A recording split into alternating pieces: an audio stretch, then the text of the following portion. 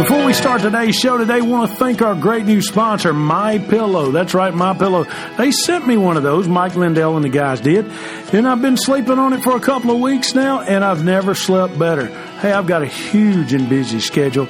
Not only do I do the show, but we run an advertising agency. We help other podcasters with their shows throughout the country. We're constantly talking to folks, going to concerts.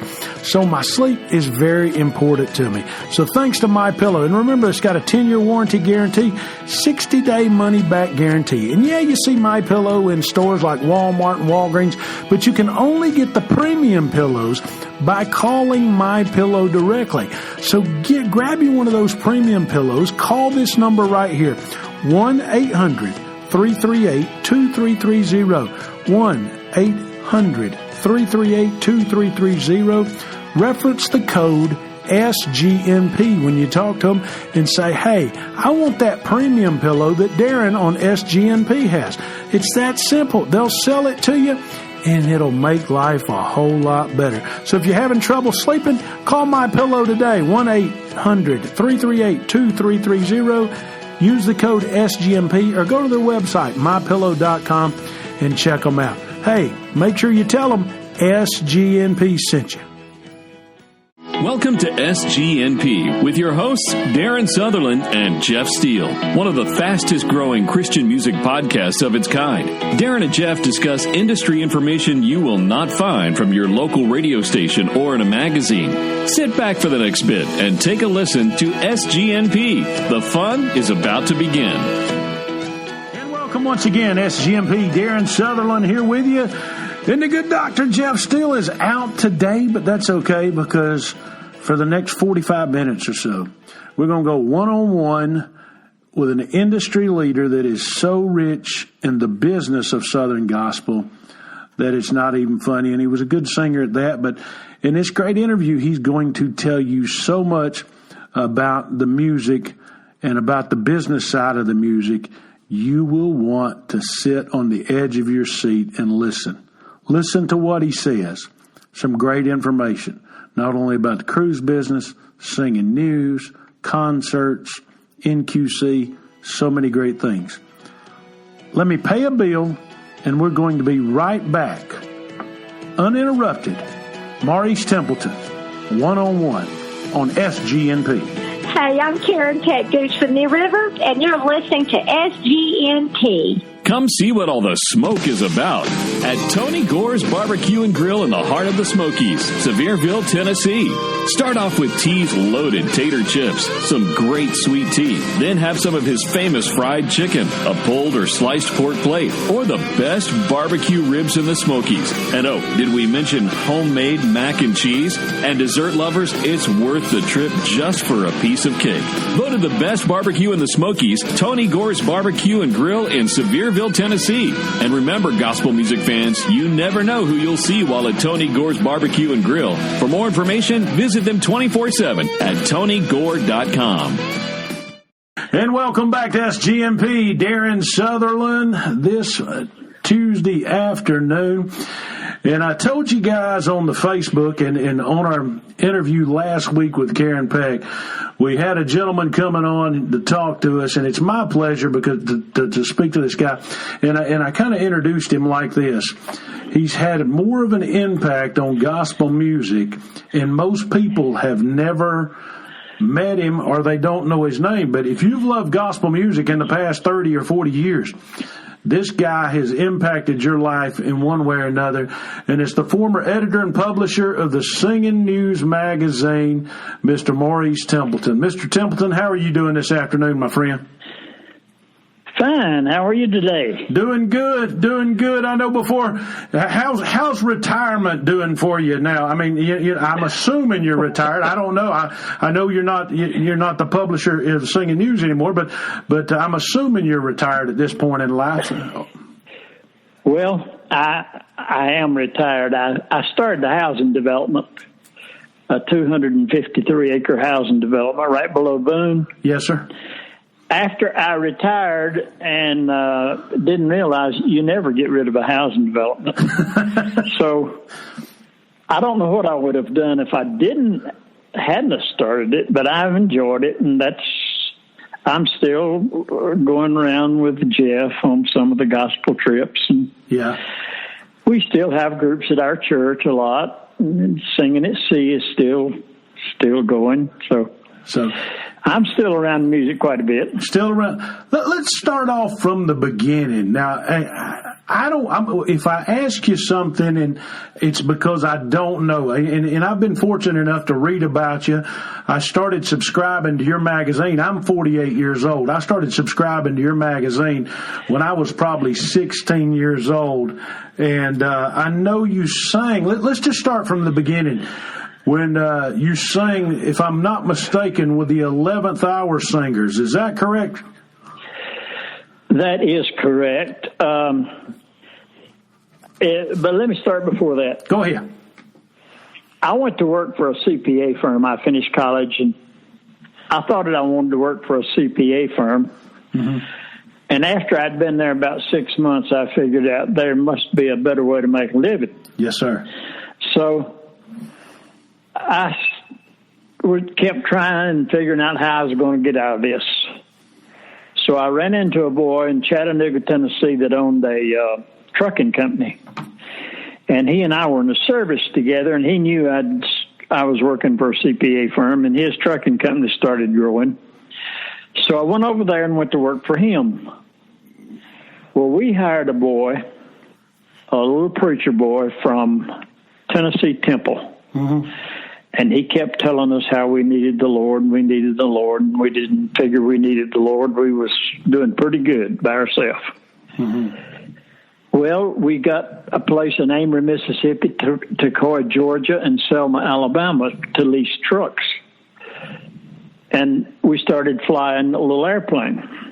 And we promoted up to a twin-engine airplane. And on the very first lesson, one of the partners got killed.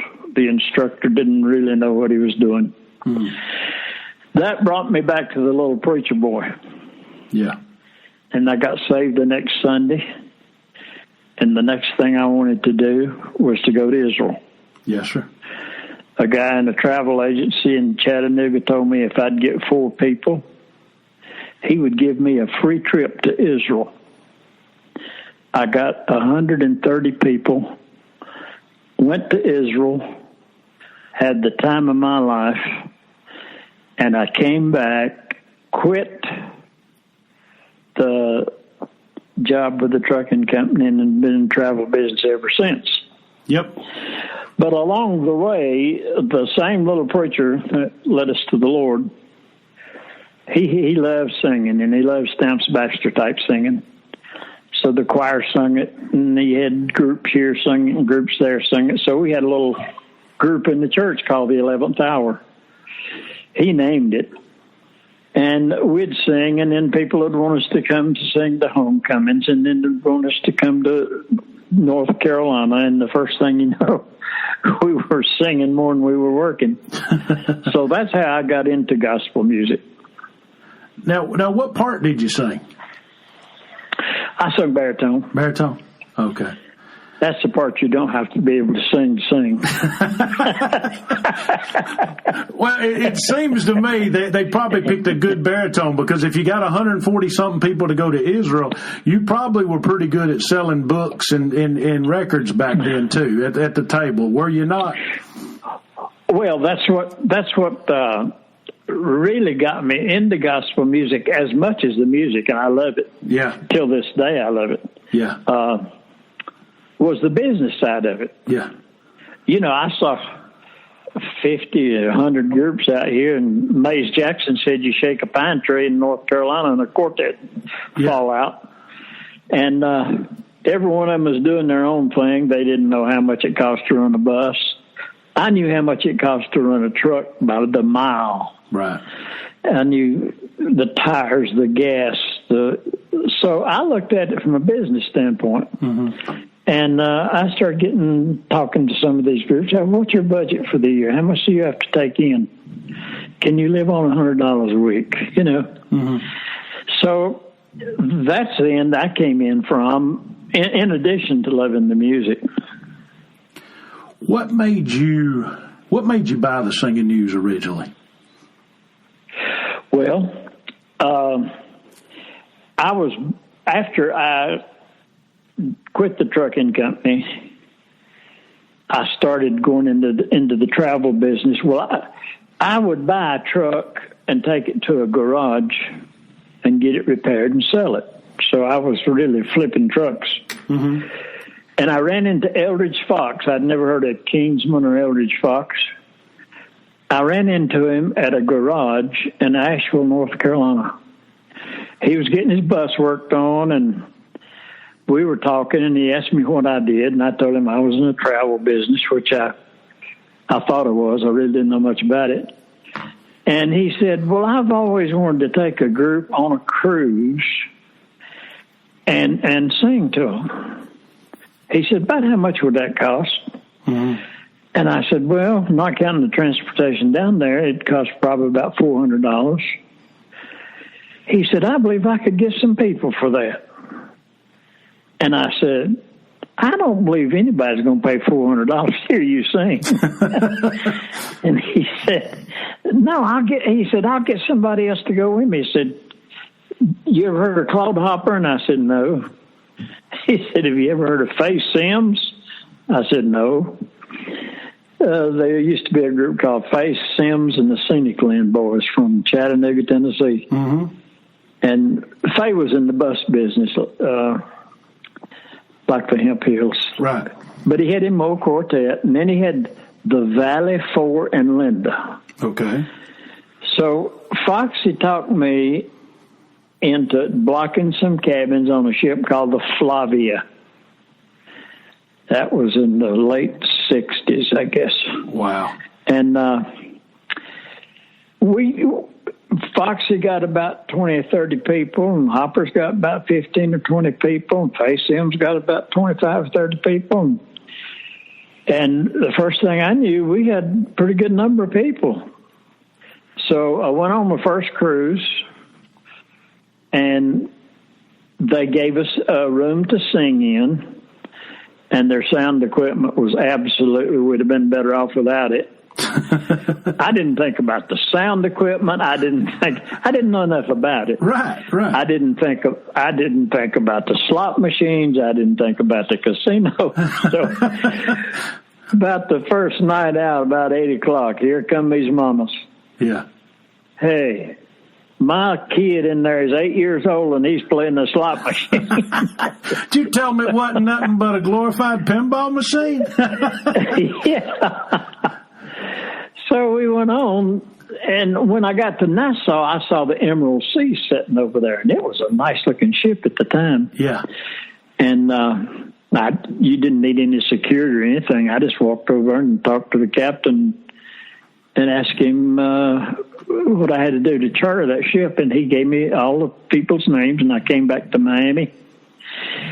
And I chartered that ship, the Emerald Seas, with a letter and a handshake. No contract, no nothing. And now to charter a ship, it's $2 million. It's more. Well, more and thicker than a Sears Roebuck catalog. The contract. Yeah. And you have to give them an irrevocable letter of credit for the amount. They don't care if you have one person or 600. Yeah. But at that time, the Emerald Seas was the largest ship sailing. It had it would hold about 600 passengers and about 300 crew. Now, the last ship they brought into Miami is 6,000 people. Wow. So after I got the singing at sea going pretty good, I chartered that ship a second year. Yeah. I chartered the ship. And I got the Florida Boys and a couple of more groups, and then a year or two later, I got the Cathedrals as they were hitting the market, and we would fill out ship. I mean, bing bang. Yeah. Then I had a preacher that called me, and he wanted to have in the Southern Baptist. They have a January Bible study. Yeah. It's a book one book in the Bible they take, and every church in the Southern Baptist Convention studies that book. Yes, sir. So this preacher said, why don't you charter a ship and have a January Bible study cruise? And I said, man, I don't know about that. So I did. And I got 4 presidents of the Southern Baptist Convention. And then I started stopping at every church, and I tell the church, if you get me 4 people, I'll give you a free cruise. If you get me 4 people, I'll give you a free cruise. Yeah. We filled that ship the first year. Wow. So now I got 2 cruises. Mm-hmm. I got a Southern Baptist cruise. Yeah. And I've got a Singing at Sea gospel music. Right. To make a long story short, I did that till I had 6 cruises to the Bahamas, 1 cruise to Alaska, and 1 cruise to the Journeys of Paul in the Mediterranean the same year. Wow. And every cruise we had 4 to 6 groups on there, and we that's where we really had the cream of the crop. Of course, to me, all groups are cream of the crop if they're singing to exalt Christ. But we had groups that you don't have anymore. Like you can't duplicate the Happy Goodmans, and you can't duplicate the Cathedrals. You can't duplicate some of the old groups that we had. Right. Mr. Templeton. And all the buses had on the back of it. Yeah. Go with me on a cruise. Go with me on a cruise. Go with me on a cruise. So the cruise business and gospel music really worked good together. Then you asked me how I got into singing. Let me pause. I was advertising. Hold on one second. Let me pause and ask you this question about the cruises, because I know in my business, in the advertising world, and in being involved in different stuff for the Lord, you sometimes get to this point. Do you remember what cruise you were on and where you were at, and what moment when you just maybe looked over the bow, you were sitting in your room, you were sitting in a concert on the cruise watching this, and you're seeing all them people being blessed, and you thought to yourself, Lord, thank you. Why me? Why did I get chosen to do this? But boy, it sure is nice, and it sure is fun. Oh. And do you remember the first time that hit you? I can remember sitting inside of the Georgia Dome when we did some sponsorships for Winter Jam, and I seen 60,000 kids sitting on the floor. And knowing we got Kia to sponsor it, and we've got some other people to sponsor it, and I'm thinking these kids are praising Jesus, and I'm sitting there thinking, Lord, why me? Did you ever think of that, Mr. Templeton, in where you were at? I'm not sure where the first time I thought of it. Yeah. But I thought of it 1,000 times since. Yeah. I thought, how can a kid come out of a cotton field and end up with 8 cruises in 1 year? Yeah. And then, in addition to that, the Singing News magazine, and in addition to that, Chris White and I, we started Reach Satellite Network. Right. We bought it from Carol Magruder's brother-in-law. Mm-hmm. He was in Sacramento, California. Yeah. And then they got involved with the Quartet Convention and the Southern Gospel Music Association. And the first thing I knew, I was on traveling full time. Let's back up and talk about the Singing News. Yes, sir. I started advertising the Singing at Sea on the back cover of the Singing News. I bought it from J.G. Whitfield. Mm-hmm. Well, one day Jerry Kirksey called me, and he told me, he said, Maurice, we can't print the Singing News this month. And I said, what's the problem? He said, the post office won't take our check. And he said, the printer won't print it. I said, oh, man, we can't do without the Singing News.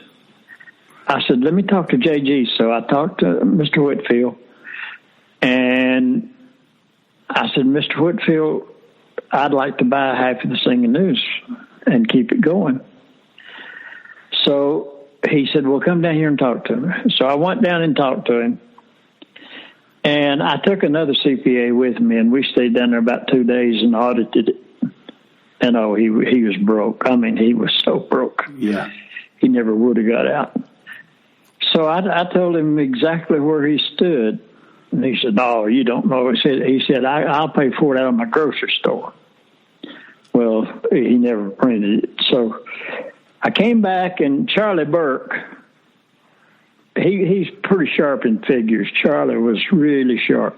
Yeah. So I called Charlie, and I said, Charlie, here's what I got. Here's what JG wants for it. Charlie said, forget all those numbers. He said, the name's worth that much. Yeah. He said, if you'll take it and sell it right, he said, you can have 150, 200,000 subscribers. So Charlie Burke's really the one that all I could see was how much money I was going to lose. Yeah. But it took me about a year till I got it to breaking even. And I got it back up in publishing, and then I put it into a magazine form, and it was in tabloid form. Yeah, I remember that. And I switched it over to magazine form. And then the subscription was $10 a year. Mm-hmm. So I met with about 50 groups, I guess, at the Quartet Convention, and I bought them all a steak, every one of them. Smart man. We had a steak supper, and I said, if you'll buy a page for a year for advertising, you pick the page, and I'll give you the page 3, page 5, page 7, page 6. And I sold about 25 pages right there at the Quartet Convention. Then I started giving the groups, if they sent me 10 subscriptions, they keep half of the money and send me half of the money. Mm-hmm. And that's how we went from, well, JG thought he had 20,000 subscribers, but when I got to looking at it, 15 of them were free because he owed them money for singing for him. And he was trading that on advertising.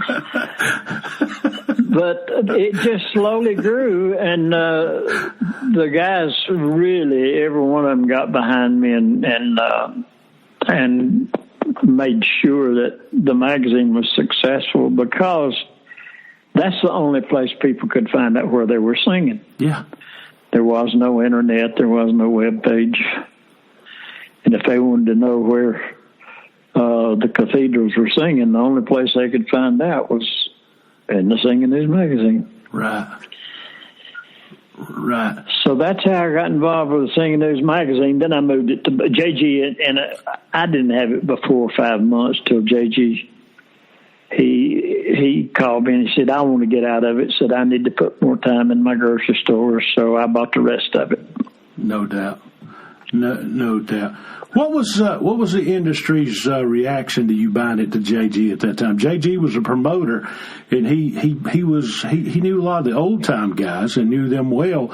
And all of a sudden, here comes a wheeling dealing business travel man from Boone, North Carolina, taking it over. Now I'll be honest with you, I was good friends with the late Hovey Lister before he died, and folks like that, and they like things a certain way. What was folks like that's reaction to somebody coming in that they did not know? Because they kind of like, as you well know, they like to keep things in the family.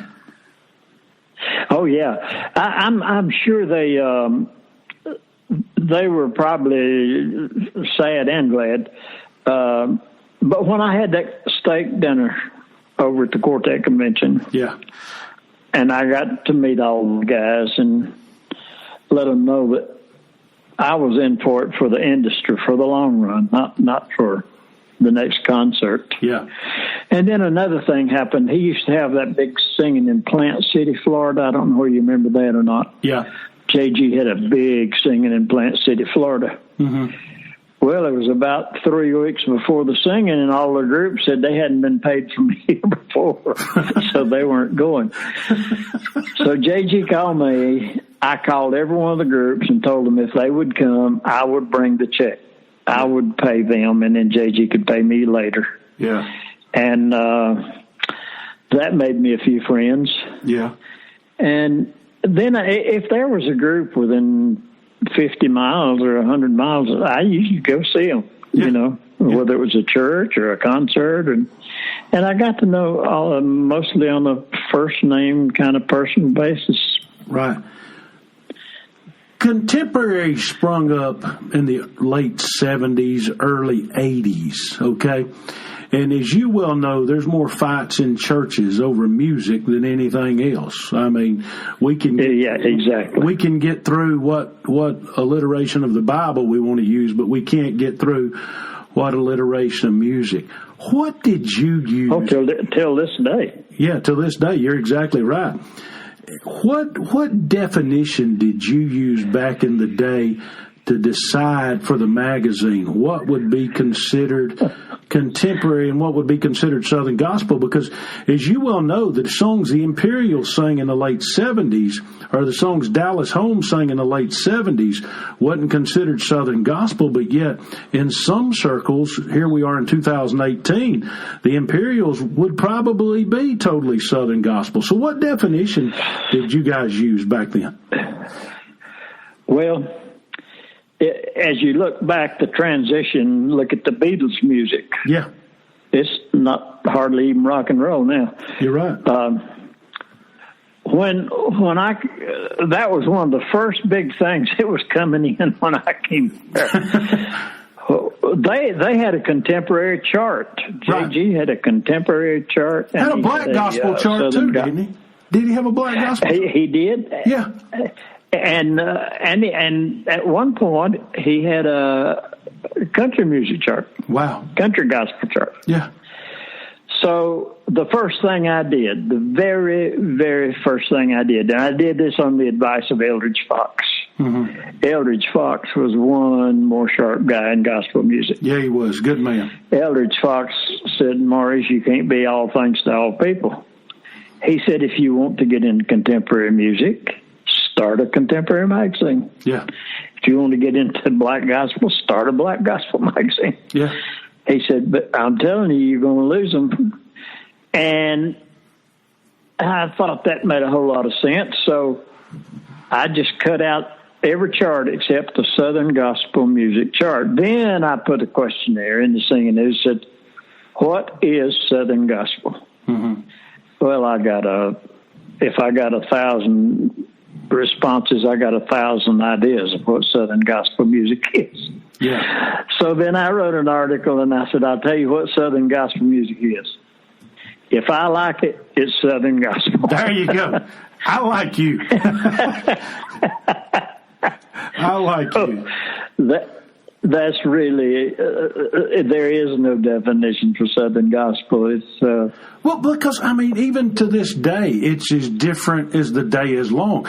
I mean, you can have the primitive, who some people view as Southern gospel, some people view as Appalachian gospel, or you can have the Booth brothers, who some people, you follow what I'm saying? And they're as different as night and day, but yes, yet they both lift the Lord up. And that's why I always say to people, it's all about the gospel. You follow me? It's about the words to the songs. Yep. It's about the words to the songs.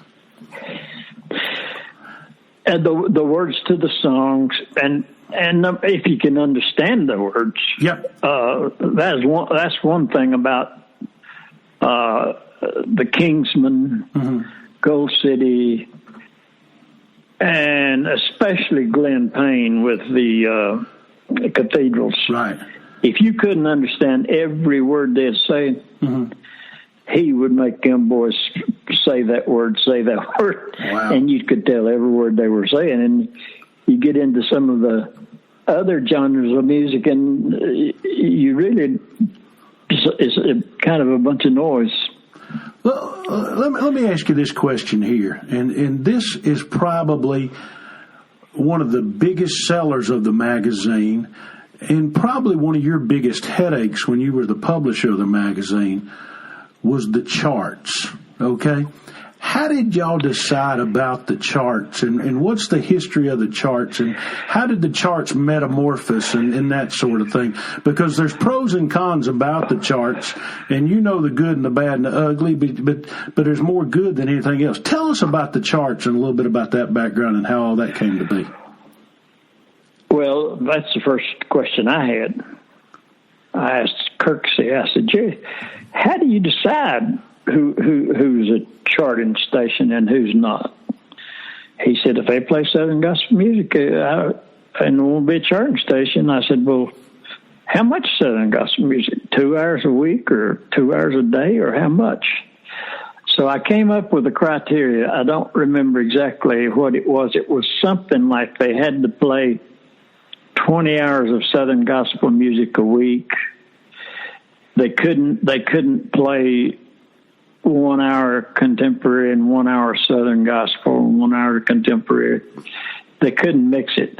Mm-hmm. So I found, it took me a long time, but I found through the radio promoters, people that they felt did represent Southern gospel music. Mm-hmm. So then I went to the country music magazine in Nashville to see how they've selected their charts. And they would send out to a radio station, to your station, for example. Right. And they would say, give me the top 10 songs that you played last month. Mm-hmm. And some people kept records, some didn't. So you never know whether it's exactly right or not. Right. But if you have the larger the number, the more accurate it should be. Right. So we would give the number one song 10 points, the number two song 9 points, the number three song 8 points. Well, if you've got 50 stations sending in 10 songs, you could have 500 songs, you know. Mm-hmm. So that's how we came up with the system, and I guess they're still using it. I don't know. Yeah. What made you get out? What made you get out of the singing news business? What made Mr. Templeton say, okay, I'm done? Computers. Yeah, it's a change. I was on a plane one time. I was coming back from a cruise in Miami. Mm-hmm. And this happened about the same time as 9/11. Mm-hmm. But it didn't have anything to do with it. I was coming back from Miami, mm-hmm. and I was reading the Wall Street Journal, and it told how that the computers was going to bankrupt the New York Times. Mm-hmm. And the New York Times had spent millions of dollars trying to establish web pages, but they couldn't figure out how to get paid for their web pages. Right. And, of course, I didn't know anything about computers, didn't know anything about web pages, didn't know anything about what they was talking about, except I could see, you know, if a New York Times in New York can't figure this thing out, how in the world is a mountaineer from Boone, North Carolina going to figure it out? There you go. Well, Jerry Kirksey had a son. He had two sons, Brett and Kenneth. Yeah.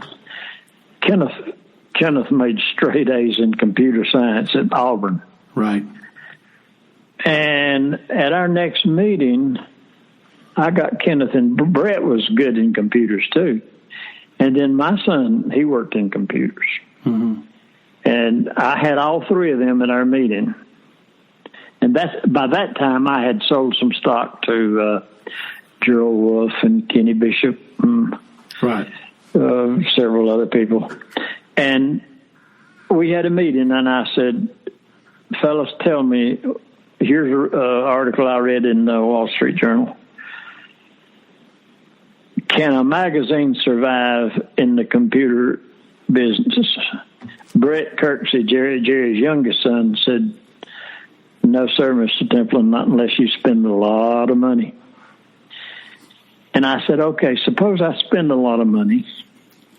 How will I get my money back?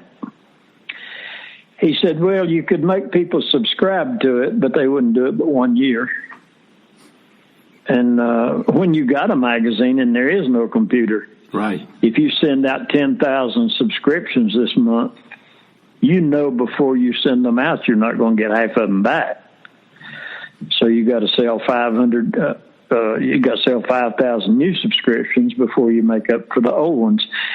And I sold the new subscriptions through the groups.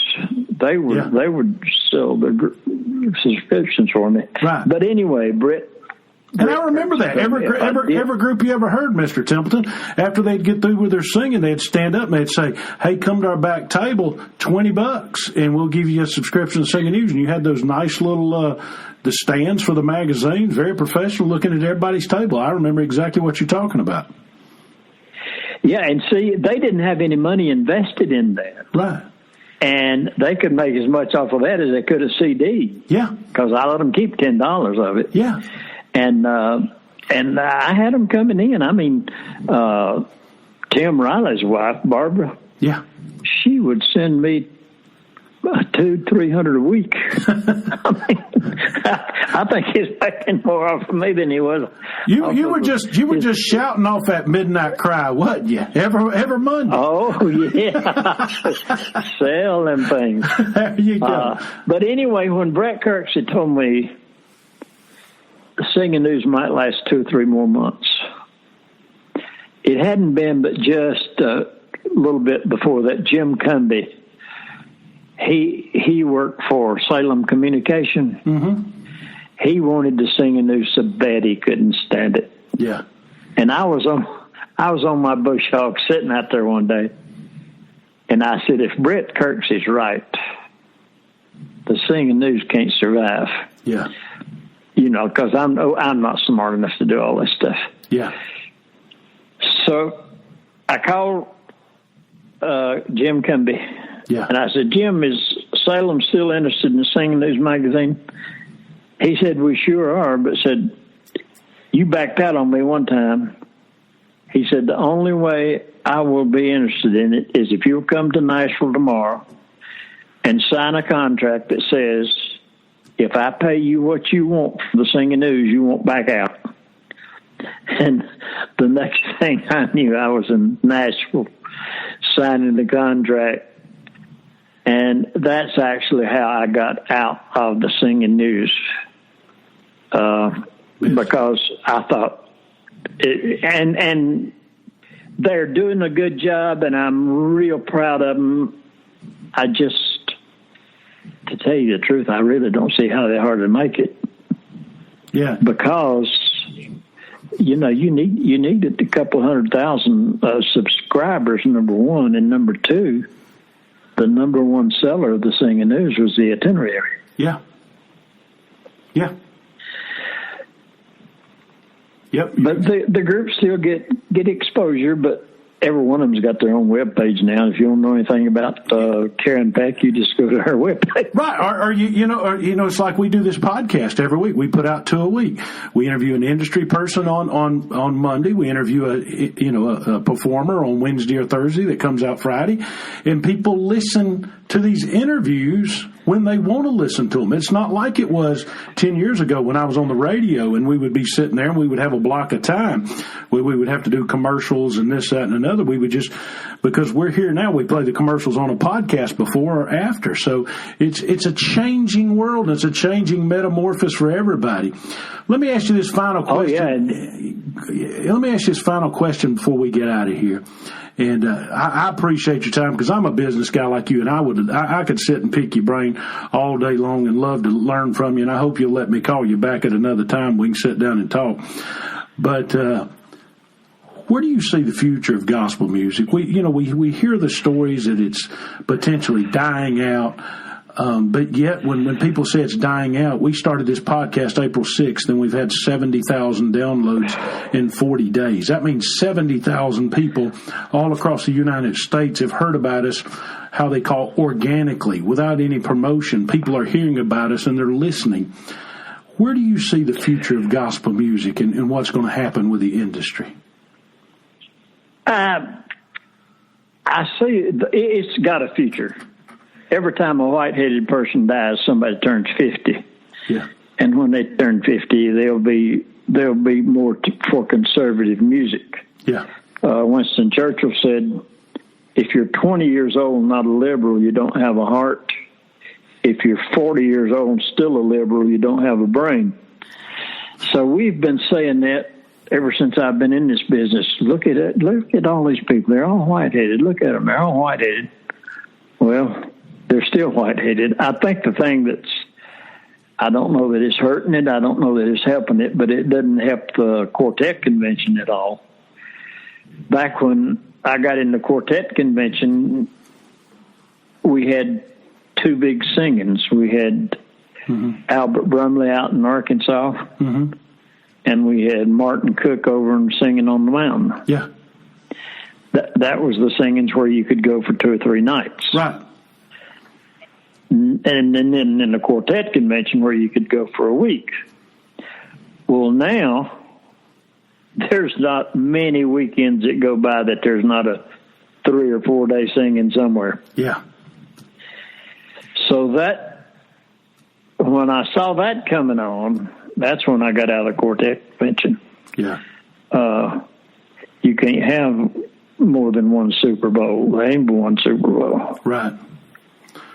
And I still see a lot of demand for gospel music, especially on radio and TV. I got 3WC here. They played 7 days a week, 24 hours a day, Southern gospel music, and that's where my radio stays. Nice. I don't know. I don't think you'll. Ray Flynn, I guess, is doing probably as good a job as anybody right now. Yeah. But someday there's somebody come set one up in Myrtle Beach right beside Ray Flynn. Now there'll be 2 down there. Yeah. It's like over at Gatlinburg. They must be 5 over there. Yeah. And there'll be too much gospel music. Yep. One last question, and I'll leave you at this. I'm going to put you on the spot. Only question I'm going to put you on the spot on. One song, one group, living or passed away. What one song by one group does Maurice Templeton want to hear? Oh, wow, that is a good one. There's no doubt about the group. It would be the Cathedrals. Yeah. And the reason it would be the Cathedrals is because of the life I knew that Glenn and George lived. No doubt. And you never went to the record table an hour before a concert, an hour after a concert. Glenn Payne wasn't sitting at that table. And, there's so many good songs. Goodness. Word of wisdom. Give a word of wisdom for all these groups out there today.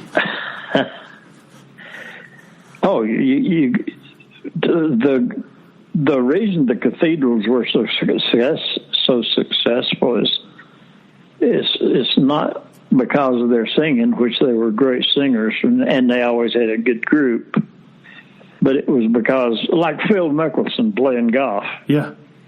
Phil Mickelson's already made $3,300,000 this year. Right. He's 46 or 47 years old. Mm-hmm. And where he makes his money, he spends an hour or 2 after he gets through walking 18 holes, shaking hands and talking to kids.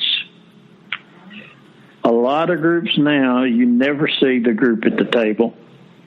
You see some employee of the group. It might be the bus driver, or it might be the booking agent or something. But there's not many people hanging around that booth like the Cathedrals. Of course, there's not a demand either. Mm-hmm. You know, if you want a song in 15 minutes, you can have it right here in your on your iPhone.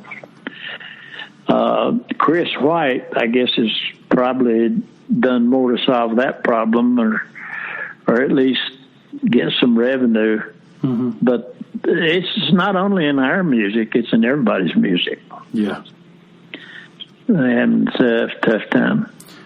Mr. Templeton, anything you want to leave the folks with I didn't ask you today? I mean, this has been I'm going to tell you, I could sit here with you for another 2 hours, but I know folks ain't going to listen to me and you just chit-chat for 2 hours, so we got to cut it short. But anything else that you want to throw out there? Because I'm going to call you back soon, and we'll talk again soon, if you'll allow me. No, but every time I see a group, or on our Singing at Sea, we have sometimes 20 groups, 25 groups. Yeah. And a lot of the groups, Jeff Templeton handles it now, and I don't know the groups. Yeah. But to me, there are no little groups and no big groups. They're all groups. There's no big preachers. There's no little preachers. A little white-headed saint of God that's home praying for a preacher has just as much influence on the kingdom as Billy Graham. I think I wish it was not getting bunched up, Yeah. Back before I first got into it, I heard horror stories about how the Blackwoods wouldn't sing with the Lefevres, and the Lefevres wouldn't sing with the so and so. Hovey, Hovey told me. I sat at a dinner table one night with Bob Cruz and Hovey Lister, and Hovey told me straight there was sitting with Bob that it was James and I put together the tour to crush the little guys like Bob Cruz and the Harmoniers and people like that. They did that, and it was a known fact. They did? Yeah. And they'd tell the promoters like J.G. Whitfield. Yeah. If you book us, don't you book another group 30 days before us or 30 days after us or a group 50 miles of us. Yeah. Or if you do, you won't ever book us again. Or if you even book that group for any date in the next 365 days this year, the Statesmen are not coming to the Shrine Temple in Chicago. We're not coming back. Yeah. And it's not that bad now. Mm-mm. But there are little cliques out there, and I just hate to see that. Yes, sir. That little clique today may be the Collinsworth family tomorrow. Yeah, you're right. You're right. That little family with 3 little girls and 2 little boys. Yeah, you're right. They may be the next Collinsworth. You never know. Mr. Templeton, thank you for your time. You didn't have to spend.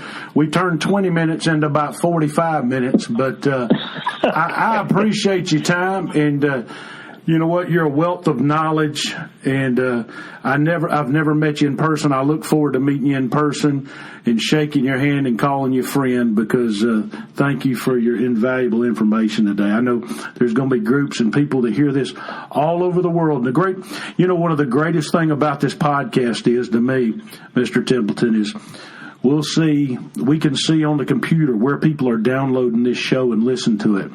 And you'll see one over in Zimbabwe, one over in India, one over in South America, one over in Central America, in these small countries. And it's missionaries, more than likely, who've loved gospel music their whole life. Probably. And they just want to hear a little information about it.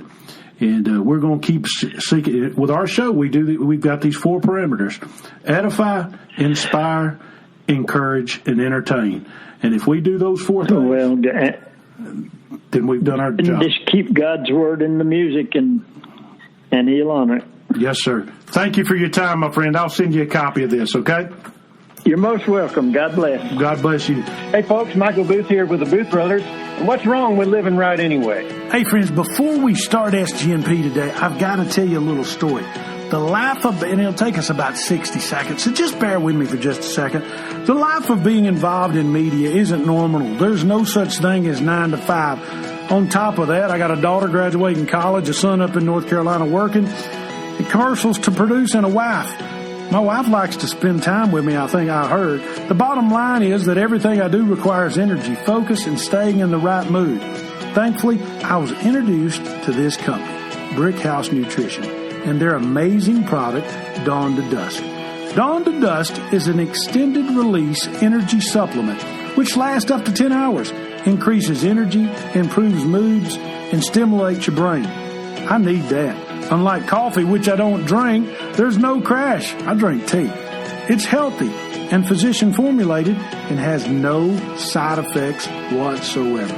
All the ingredients and information are available for you right there at brickhouse.com. That's brickhouse.com. And right now, listeners to SGNP, Southern Gospel News Podcasters, my listeners and Jeff's listeners, Get 10% off a 1-month supply, but only when you use the offer code SGNP at checkout. Go to brickhouse.com.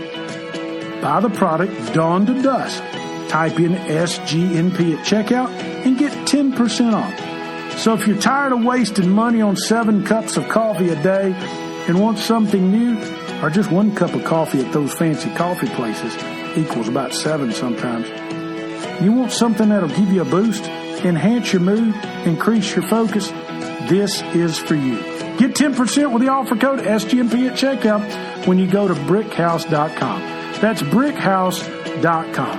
And hey, thanks for listening to SGNP. And welcome back to SGMP, Darren Sutherland. Man alive, what a great information. I could have sat and talked to Mr. Templeton all day long. Jeff's not here today, but my producer Nick's here. Nick, I mean, you've not been a Southern Gospel fan that long.